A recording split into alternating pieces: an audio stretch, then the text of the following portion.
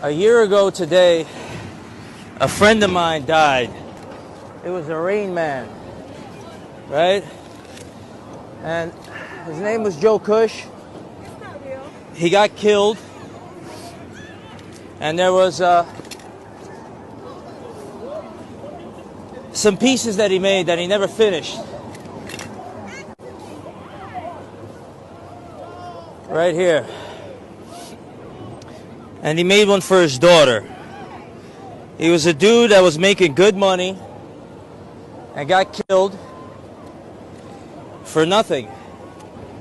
And I want to kind of commemorate him. He died on the Ides of March, like Caesar.